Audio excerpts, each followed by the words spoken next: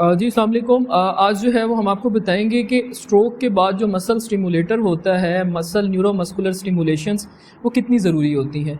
Basically इसमें होता क्या है कि जब हम वो मसल स्टिमुलेशंस एक मसल को देते हैं, उससे वही कनेक्शन, वही सिग्नल जो दिमाग उस मसल को दे रहा होता है, फालिज के अंदर क्या होता है कि वो सिग्नल ब्रेक हो जाते हैं।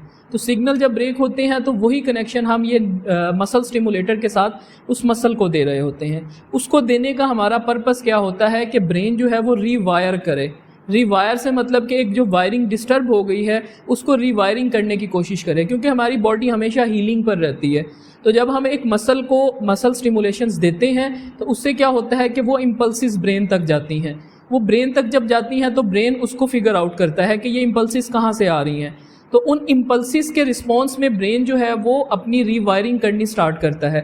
मसलन के फॉर एग्जांपल आपकी स्ट्रोक की वजह से आपकी नर्व डैमेज हुई है, आपका मसल जो है उसका कंट्रोल कम हो गया है, मसल की टोन नहीं रही, लेकिन उसमें हम बाहर से जो है वो मसल स्टिमुलेशंस लगाते हैं, ताकि उसका पर्पस हमारे पास ये होता है कि जो ब्रेन आपके मसल को एनर्जी दे रहा था, स्टिमुलेशन दे रहा था, करंट दे रहा था, वो हम बाहर से पूरा करें।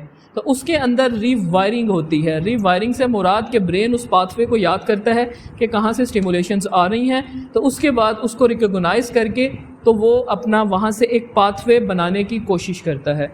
सो हमारा मेजर जो गोल होता है स्ट्रोक पेशेंट्स में इलेक्ट्रिकल स्टिमुलेशंस देने का, वो एक तो उनके मसल्स की टोन इंक्रीज़ करना होता है।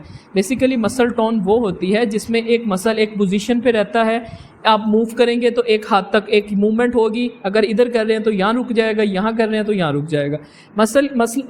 मतलब कि आपका जो मसल है उसकी एक अलर्टनेस, एक उसके अंदर एक स्ट्रेंथ, वो मसल टोन की वजह से होती है।